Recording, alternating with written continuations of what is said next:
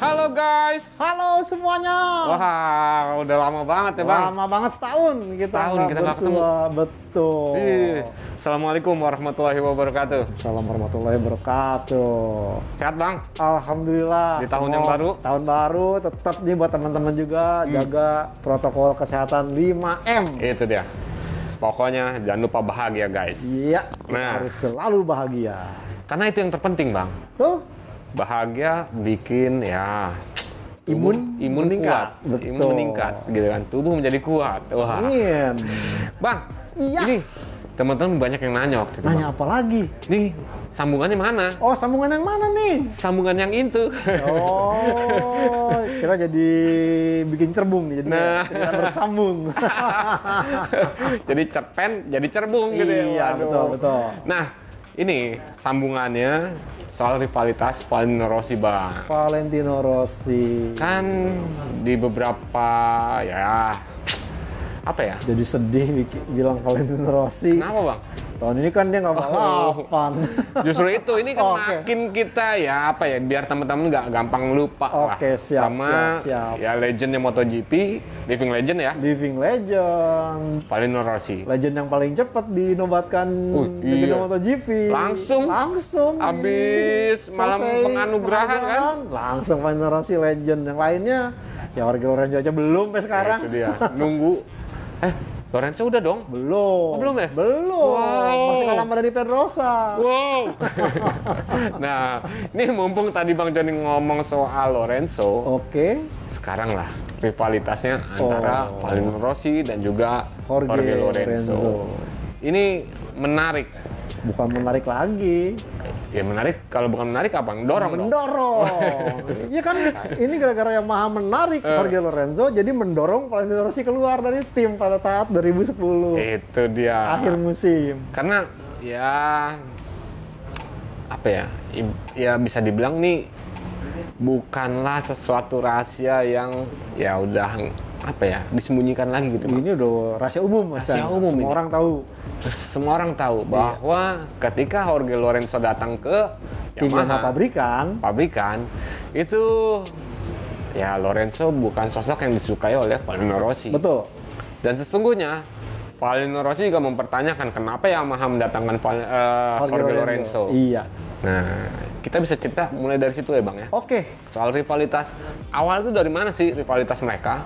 Terus sampai ya adalah salah satu momen yang memang akhirnya memperkeruh nih. Setuju. Memperkeruh ya bisa dibilang rivalitas antara Rossi dan Lorenzo.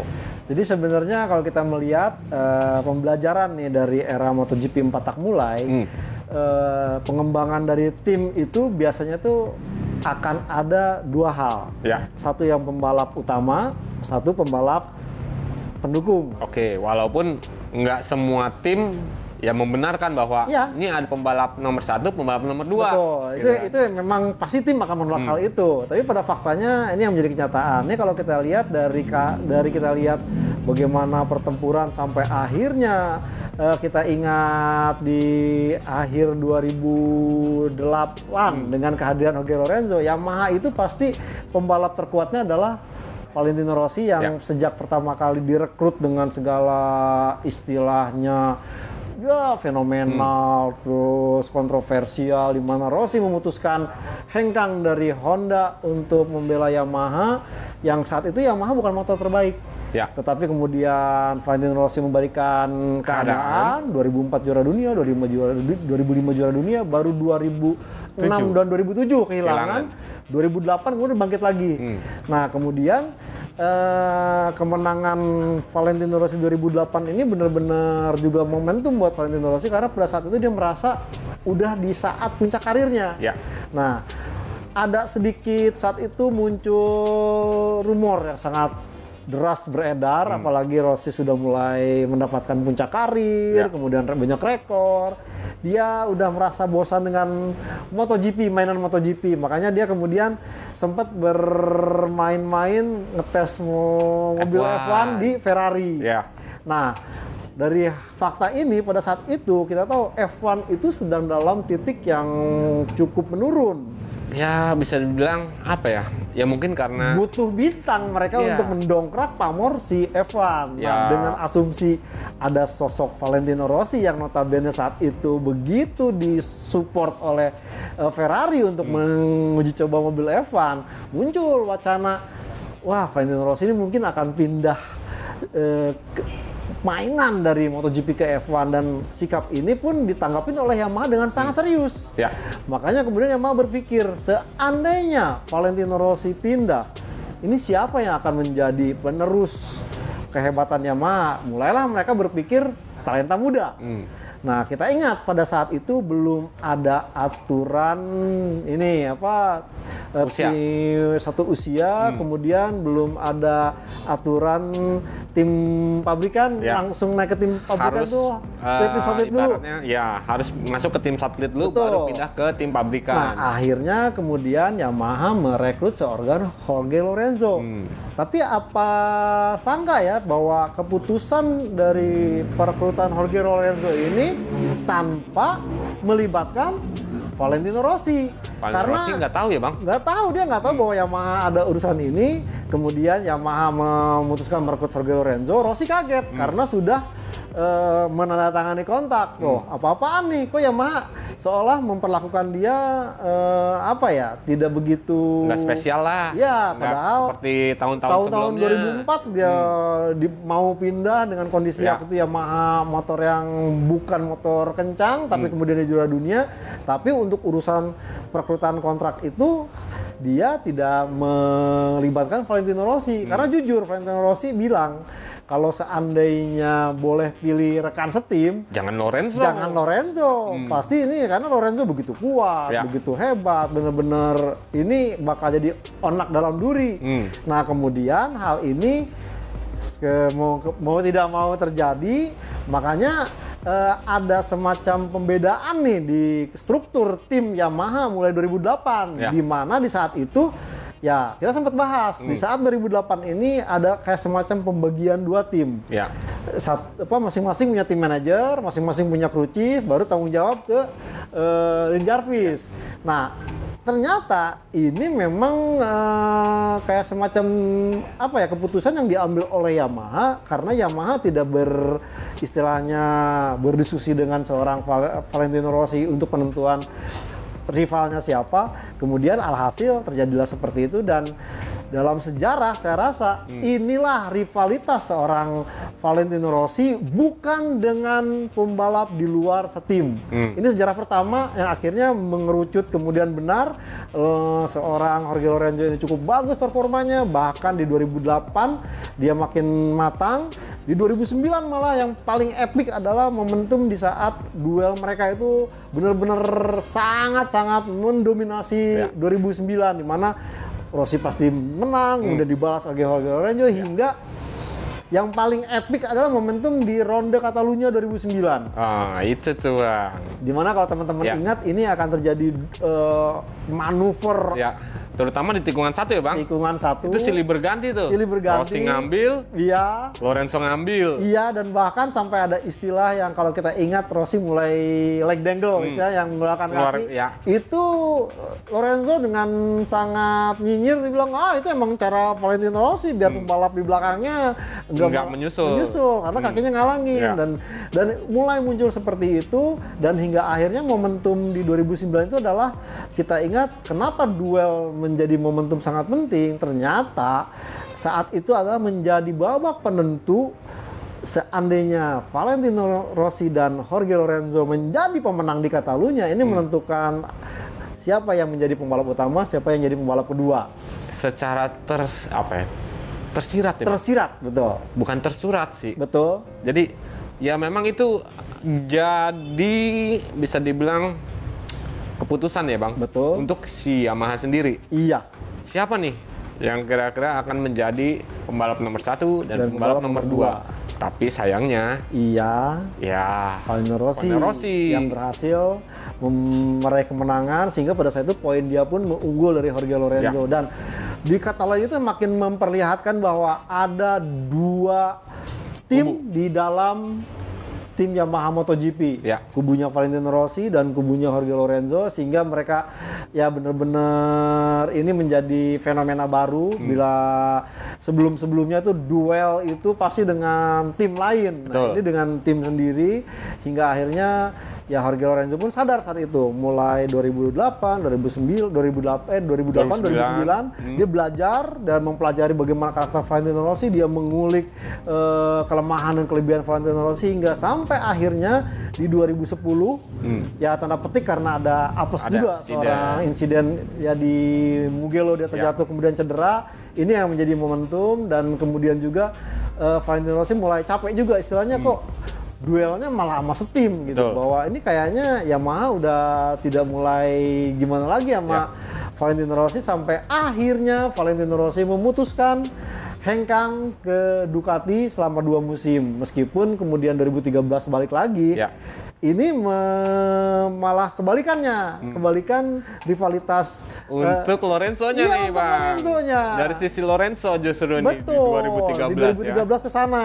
Karena pada saat itu Rossi mulai memberikan istilahnya performa yang cukup bagus, hingga sebenarnya momentumnya itu adalah ya 2 musim kemudian di 2015. Sebenarnya Rossi seandainya tanda petik tidak ada, ya saya lebih agak menyebutkannya ini memang ada istilahnya teori konspirasi gitu. Bagaimana seorang Valentino Rossi harus berduel dengan pembalap-pembalap Spanyol yang notabene tidak berduel juara dunia dengan ini, padahal kan yang duelnya itu adalah Jorge Lorenzo dan Valentino Rossi. Akhirnya duelnya juga rekan setimnya lagi nih, Bang. Akhirnya terpicu Valentino Rossi emosi dan akhirnya harus kehilangan, dan sejak saat itu Rossi berusaha semaksimal mungkin hingga akhirnya momentum 2015 ini menjadikan dia pembalap ya paling banyak start di MotoGP musim ini, dan juga baru pensiun di 2021. Tapi memang kalau saya melihat bahwa rivalitas atau perseteruan dengan Jorge Lorenzo dan Valentino Rossi ini adalah memang istilahnya adalah dibuat atau dikreasi sendiri oleh seorang Dorna dan juga Yamaha. Oh iya. Itu. Karena gini, Bang. Tadi Bang Joni sebut bahwa ini ya rivalitas antara Rossi dan Jorge Lorenzo ini menjadi rivalitas antar rekan satu tim. Satu tim. Ducati nggak ada. Ya, karena kalau ya kita ingat-ingat lagi nih, Bang. Betul. Kita balik lagi. Rivalitas terakhir antara satu tim yang Abang ingat. Iya. Itu siapa? Saya masih melihat adalah yang terakhir itu ya kejadian almarhum Nicky Hayden dengan Pedrosa. Sebelum kemudian Rossi, Lorenzo. Setelah itu ya nggak ada. Bagaimana semua kita lihat Ducati dengan kehadiran Dovizioso, kemudian ada Iannone. Cuman kan karena itu faktanya bahwa Iannone performanya lebih buruk dari Dovizioso sehingga dia terlempar. Kemudian ya kalau kita melihat Honda, Honda mana pernah ada setelah masuknya Marc Marquez, ya yang istilahnya menjadi ya sorotannya malah tetap seorang Marc Marquez. Mana tandemnya ada yang lebih bagus, berusaha yang lebih bagus tetap aja agak kesulitan. Gitu. Kalau gue berpikir jauh lagi nih, Bang, ke belakang. Ke eranya Duata. Oh, Duata. Rivalitas terakhir itu antara McDuhan dengan Alex Crivier. Oke. Benar nggak, Bang? Betul. Di saat itu memang yang paling seru adalah rivalitas antar rekan setim. Betul. Bukan cuma ya rivalitas antar beda tim. Betul. Kita tahu McDuhan gimana bencinya sama Alex Crivier. Iya. 2 kali kejadian. Iya, dibuang atau kali bikin jatuh. Salah satunya di Jerez ya. Iya. Cuman kan tapi kan McDuhan akhirnya kena istilahnya kena karma. Nah, karena di tahun 99 dia mengalami insiden jatuh, kemudian harus dirawat, divonis oleh dokter. Ya lu harus lanjut. Tapi lumpuh seumur hidup atau berhenti, akhirnya memutuskan berhenti, sehingga di musim 99 itu ini menjadi momen Alex Crivier karena rival utamanya harus mundur. Alex Crivier pun akhirnya menjadi juara dunia di 99 sebagai Spanyol pertama yang menang di kelas Premier. Nah, jadi ya tadi Bang Joni bilang bahwa ini momen yang diciptakan oleh Dorna ataupun dari Yamaha. Nah, dulu di ya di Repsol Honda antara Crevier sama dengan Duhan, betul. sama Duhan itu kayak juga sama kayak begitu Bang, bahwa Betul. untuk menciptakan sesuatu yang apa ya, bisa dibilang sesuatu yang enak dilihat, sesuatu yang enak ditonton. Betul. Memang ujung-ujungnya adalah rivalitas. Rivalitas dengan pembalap yang lain dan juga pembalap dengan satu tim. Tapi bayangkan kalau kita melihat apa enaknya sih nonton balapan MotoGP start, wah langsung gitu. jauh ke depan itu yang ditonton malah duel barisan tengah, barisan belakang kan nggak seru nih. Selama ya kejadian bagaimana waktu itu MotoGP cukup tinggi di 2008, bagaimana Rossi dengan Stoner, kemudian 2009 ada Lorenzo, sayang 2010 sebenarnya harusnya Lorenzo juga dengan Rossi tidak terjadi. 2011 tuh mulai muncul lagi Stoner dengan Lorenzo. 2012 Stoner dengan Lorenzo, kemudian 13, 14 praktis ya udah mulai Marquez, Rossi. Oh, iya, ini mulai Lorenzo. mulai berbagi nih. Mungkin harapannya seperti itu.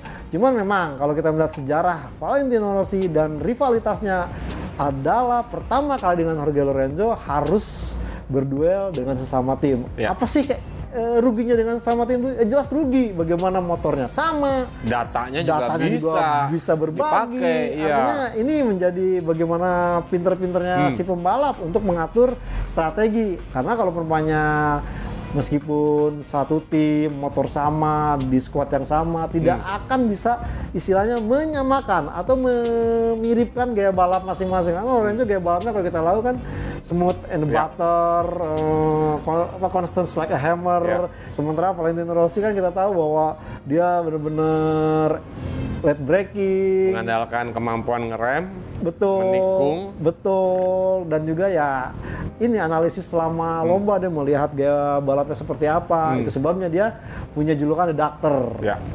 Jadi agak kita melihat memang ya kenapa tadi disebutkan Lorenzo ini sangat krusial. Satu memang di luar dugaan Valentino Rossi itu dikontrak. Kemudian juga faktanya adalah Lorenzo ditarik oleh Yamaha yang akhirnya mendorong Valentino Rossi keluar dari Yamaha, dan sepertinya juga kan ini yang menjadi istilah kejadian berbalik ke Lorenzo di saat dia kembali 2013. Cuman sayang 2015 ada teori konspirasi lah. Sehingga akhirnya sampai saat ini dengan kehadiran aturan yang unifikasi ECU, kemudian ban yang juga one make tire, agak menyulitkan Valentino Rossi untuk bisa mengembalikan performa ke seperti sebelum 2015. Adaptasinya ya Bang, Betul. butuh adaptasi ya, maklum juga Bang. Saat itu usianya gue udah lebih dari 30-an kan Bang. Betul. Jadi nggak menutup kemungkinan bahwa usia seseorang yang mempengaruhi kualitas dirinya untuk kayak tadi beradaptasi. Setuju. Dan Valentino Rossi mengatakan di saat umur itu memang bukan hanya sekedar angka, tapi ini yang mengubah istilahnya bagaimana Valentino Rossi melihat MotoGP yang awalnya dia tuh kan lahir atau besar di MotoGP itu dengan gaya santai, gaya istilahnya ya udah balap minggu ya kita fokus di minggu. Ini enggak, dengan kemudian Valentino Rossi bertambah usia, kemudian pembalap-pembalap lain dicetak benar-benar sebagai atlet profesional. Valentino Rossi pun melakukan hal yang serupa dan itu memang ada hasilnya. Mungkin lain cerita kalau seandainya dari awal Valentino Rossi ke MotoGP melakukan ya persiapan yang profesional, mungkin ya bisa lebih banyak gelar lagi yang direngkuh oleh seorang Valentino Rossi. Karena tadi Bang Joni bilang bahwa ketika Valentino Rossi di usia yang ya lebih dari 35 tahun, terutama ya Bang, porsi latihannya pun dibikin jadi double. Iya, betul. Untuk mengejar ya kekuatan yang sama seperti pembalap-pembalap muda. Pembalap muda itu diakuin lagi sama Rossi gitu. Betul. Bahwa sebenarnya gue juga jadi lebih capek. Ya. Dengan latihan yang double itu gue juga jadi lebih capek. Betul. Tapi itu yang dibutuhkan untuk melawan pembalap muda itu. Setuju. Nah, Bang. Ya. Ini kalau ngomong soal rivalitas tadi ya, soal rivalitas antara Lorenzo dan juga Valentino Rossi, di mana Lorenzo yang tadinya memang dibutuhkan oleh Yamaha untuk menggantikan Valentino Rossi, dan akhirnya benar-benar menggantikan di 2010, 2011, 2012 gitu kan. Nah, yang Abang ingat momen yang pertarungan yang mana sih Bang? Antara Rossi dan Lorenzo nih? Saya paling Yang ingat paling ya, berkesan? yang paling berkesan ya itu tadi. Katalunya 2009 yang dimana orang-orang sudah wah ya, bahkan kalau melihat seorang Matthew Bird komentator itu dia, dan bahkan seorang Ramon Forsada yang menjadi crew chiefnya Jorge Lorenzo itu mengungkapkan bahwa tikungan 10 sudah di depan, Ya. itu pasti juara. Nah, Ya. kemarin tuh di lap terakhir, kemudian Lorenzo berhasil menyalip Valentino Rossi di Ya. tikungan 10, dan ternyata Valentino Rossi membalikan keadaan. Di tikungan 13 dia mencuri kesempatan karena dia pada saat keluar dari tikungan 11 ke 12 itu ternyata tidak memakai gigi ketiga, tapi tetap gigi kedua, sehingga bisa menerima engine brake yang cukup bagus, sehingga pada saat keluar tikungan bisa langsung bisa dibetot gasnya. Ini dan Lorenzo mengakui bahwa kekalahan yang di 2019 ini membuat dia lebih strong lagi di musim berikutnya, Di makin 2010 pengalaman. Artinya bahwa ya, dan duel waktu di Catalunya ini Valentino Rossi ini memang tidak ada strategi khusus, artinya do or die. Artinya dia lakukan, cuman sempat teman-temannya itu, kru timnya itu, ya kalau nggak bisa di lap yang lain ini mungkin di lap terakhir. Dan dilakukan dan ternyata berhasil. Ya. Dan emang siapa ya? David Brivio, satu masih tim manajernya manajer Valentino Rossi. Betul. Emang dia mengusulkan ke Valentino Rossi, kalau memang jurus di tikungan terakhir itu harus dipakai, pakai, tapi jangan sampai dipakai sebelum lap terakhir. Lu harus pakai di lap terakhir. Kalau memang itu dibutuhkan. Nah, akhirnya dipakai ya di situ ya. Nah, kalau memang dipakai di lap sebelumnya, ketahuan sama Jorge Lorenzo. Makanya Brivio minta lu pakai di lap terakhir. Dan Lorenzo pun bilang kecolongan. Tapi memang itu sih yang paling berkesan karena selepas dari itu nggak ada. Ya ada sih, tapi memang enggak kontak yang bener-bener dogfight. Dari awal itu kan dari lap awal, duel terus salip, nyalip lagi, disalip lagi, yang saya rasa. Bahkan Casey Stoner aja sampai mental. Mentar. Jadi kalau kita lihat di 3 musim belakang ini kan kebanyakan duel di awal gitu, atau duel di akhir. Ini yang duel dari awal yang bikin penonton itu deg-degser yang udah kebelet kencing, wah ini akhirnya gimana, itu belum terjadi lagi yang seperti ya MotoGP Catalunya 2009. Itu dia. Tapi memang serem sih Bang, maksud gue pertarungan antara rekan setim itu justru lebih serem daripada pertarungan antar pembalap beda tim. Setuju. Ya tadi yang Bang Joni bilang bahwa data itu sangat berpengaruh. Betul. Walaupun ya tadi misalnya Rossi beda bisa dibilang secara postur lebih tinggi daripada Lorenzo. Compact. Ya kan? Gaya balap agak sedikit beda. Misalnya gitu kan. Betul. Tapi kalau untuk Rossi sama Lorenzo sebenarnya nggak terlalu beda-beda banget. Sama-sama halus nih sebenarnya. Betul. Cuma Lorenzo lebih halus daripada lebih Rossi. Halus lagi dia. Nah, itu yang menjadi akhirnya kekuatan yang diambil oleh Lorenzo dari Valentino Rossi. Betul. Karena 2000 pas Lorenzo pergi dari Yamaha. Itu Lorenzo ngaku sendiri bahwa ketika di juara dunia 2015 itu dia memanfaatkan data, terutama data suspensi yang dimiliki oleh Valentino Rossi. Ya sedikit dikembangkan sedikit oleh Lorenzo, tapi datanya Rossi itu yang dipakai. Makanya dia bilang, saya seharusnya berterima kasih kepada Valentino Rossi. Karena datanya berhasil saya pakai dan saya menjadi juara dunia gitu. Mungkin kalau mamanya Rossi bisa mendekin badan sih bisa.